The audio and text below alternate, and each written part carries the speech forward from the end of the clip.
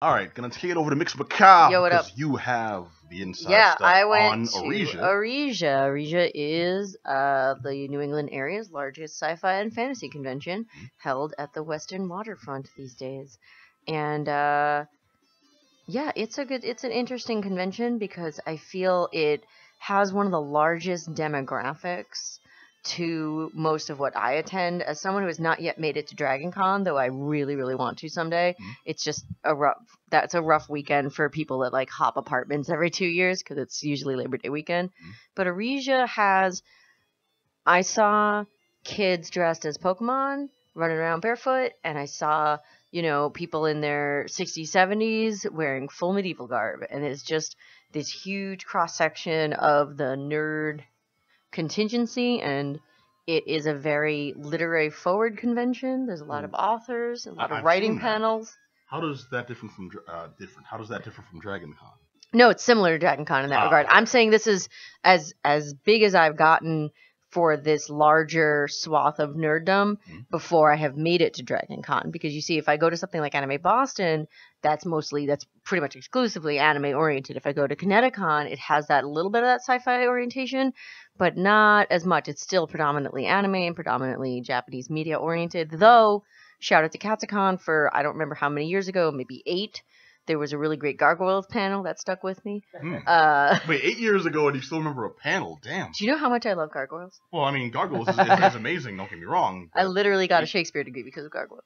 Because of Gargoyles? Yeah, I literally got a BFA in Shakespeare from Emerson College because of the animated series Gargoyles. Okay, well, pause. All I remember about Gargoyles is they made loose references to Macbeth. No, they did not make loose references to Macbeth. Macbeth was one of the main villains of the series. You're going to tell me the Macbeth was one of the main of like Oberon and no, Puck?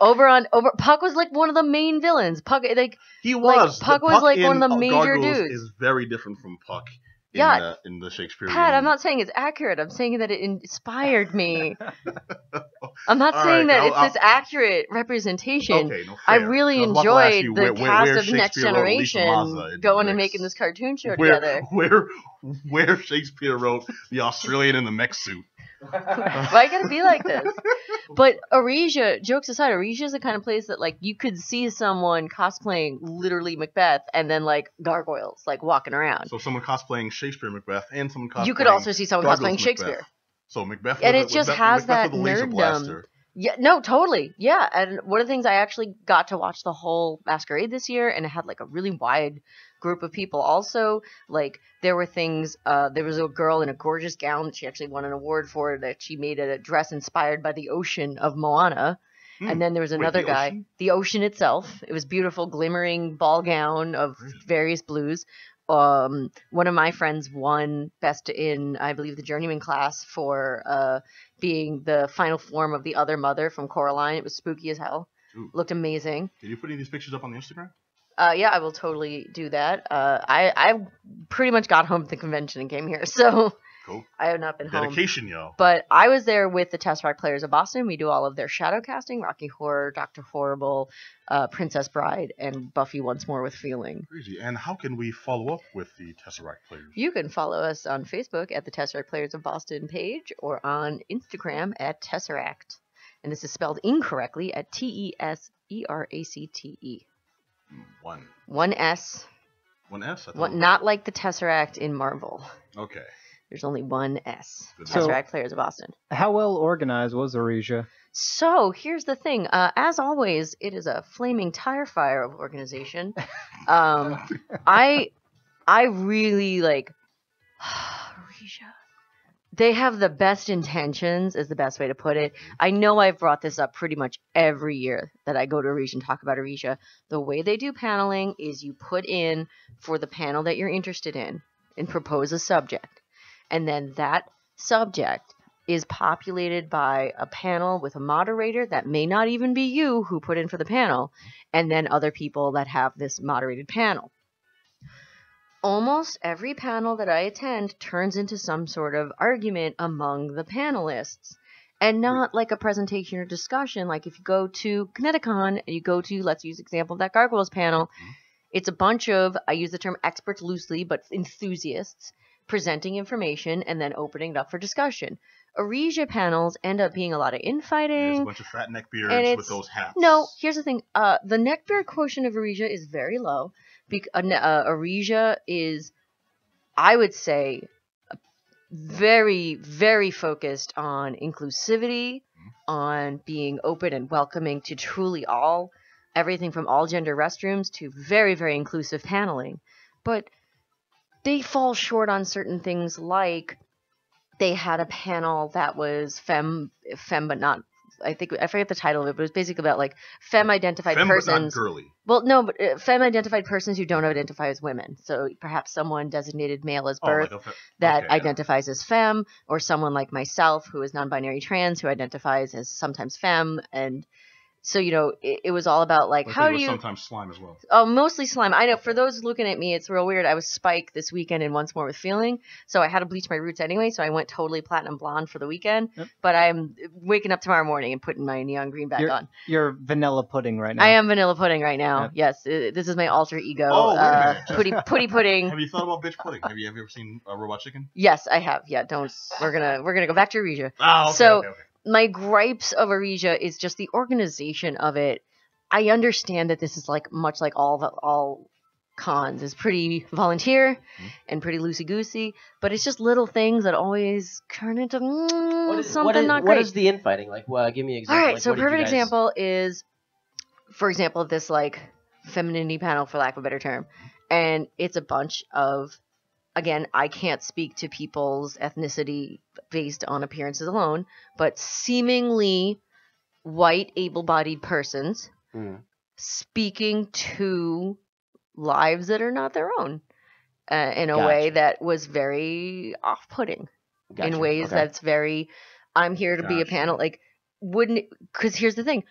What if instead of speaking for others, you invite a more diverse group in the panel? Right. That just seems ripe for an argument, though, doesn't it? And it's just so odd to me because, again, I have had my own blah experiences with the Arisia paneling. Many, many years ago, there was one that I did that was Shakespeare and horror, and it ended up populated with a bunch of people that didn't seem to understand the concept of horror, not being, horror to me is Titus Andronicus cooking two villains into pies and feeding it to their mother. That's horror to me, not spooky witches. Like jump scares and yeah. But the ghost is like, buddy, the ghost is not an element of horror, I promise you. Hamlet's stepdad poisoning his brother to bang his wife. We're getting somewhere. We're getting some Game of Thrones here. Yeah. But and then the issue would be then Arisia has, instead of having someone, and again, I can only speak to myself, someone educated in a specific topic, you end up with maybe like two people who kind of know what they're talking about and then informed amateurs. Is this a bad thing? Of course not. But the framework of some of the paneling, I went to one, and this is last year, not this year. I went to a fan fiction panel last year.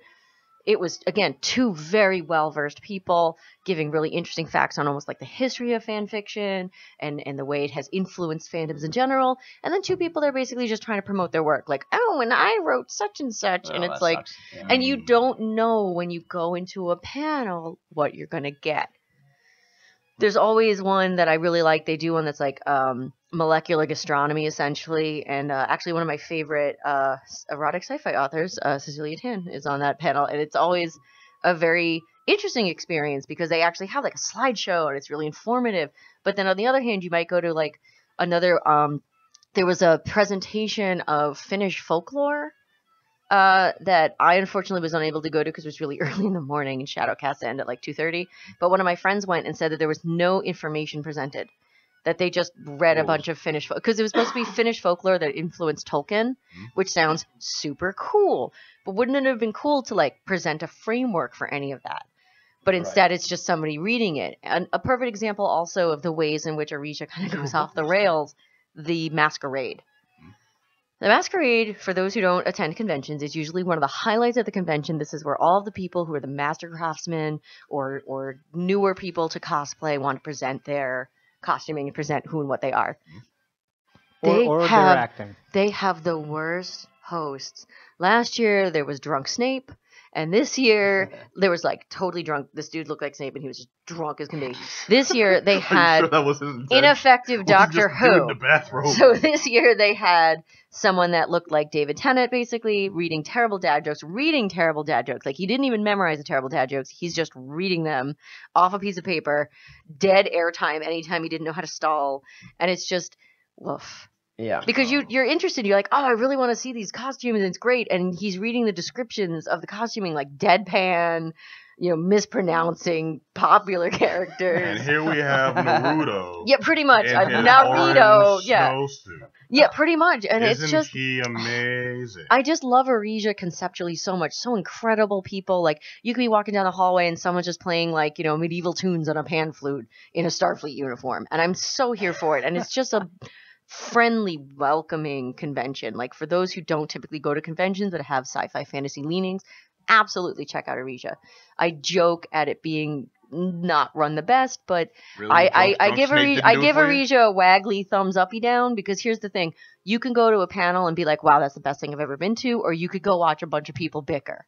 Right. But you could also, obviously I'm biased, but we did Princess Bride this year. We do a shadow cast, much like Rocky Horror. We do a shadow cast of the Princess Bride, and it was amazing to see this packed room at 5 o'clock in the afternoon, full of families, full of kids, enjoying this live performance in front of the movie of the Princess Bride. And it's just so many interesting elements at this convention that just aren't available at many other spaces. Mm-hmm.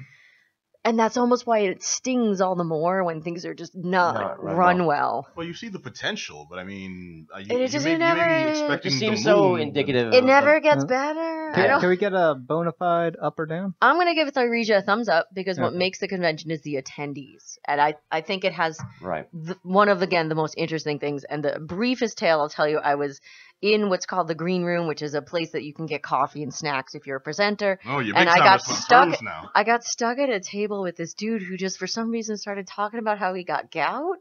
And I said, gout story. So I said, a kingly disease. Because, you think gout, you think like King Henry, like eating a mutton chop. And like, or Jean-Claude Van Damme living on Pop-Tarts. But like, this guy, and like, just picture someone in like medieval garb, and you're just sitting there like trying to like eat some like nachos in the afternoon, have a cup of Mountain Dew. And he's just like telling me his life story about how he just had gout. So forth, sooth. Yeah, pretty much. Sounds. I do gout hath brought into my throat. It was just one of those experiences like, I found ye olde neckbeard. I found the one. No, but in conclusion, Arisia, though, like, really progressive convention, and again, very welcoming spaces. No Eye of Argon reading this year, so that's what almost got a thumbs down for me. Eye of Argon is the worst fanfic of all time. For those who don't know it, look it up. I don't know. Look up Eye of Argon, and you try and read it out loud without making a mistake.